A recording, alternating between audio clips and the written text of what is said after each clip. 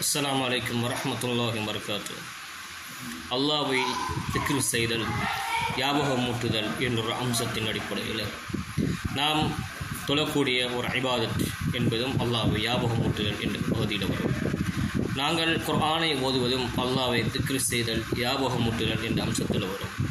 அதே போல் உடலாலும் நாங்கள் அல்லாஹ்வை ஞாபகப்படுத்துகிறோம், பொருளாலும் அல்லாஹ்வை நாங்கள் ஞாபகமூட்டுகிறோம். அதே போன்றுதான் நாம் எமது நாவினால் எங்களுடைய நாவினாலும் அல்லாஹ்வை ஞாபகமூட்டுதல் வேணும் என்பதை புரிந்து கொள்ள வேண்டும்.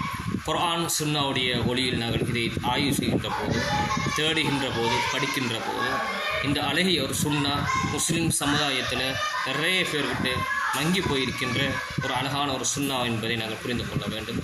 ரசூலுல்லாஹி ஸல்லல்லாஹு அலைஹி வஸல்லம் அவர்களும் சஹாபாக்களும் இந்த சுன்னாக்களை கடைபிடித்திருப்பதை நாங்கள் வரலாற்றிலிருந்து பார்க்கலாம்.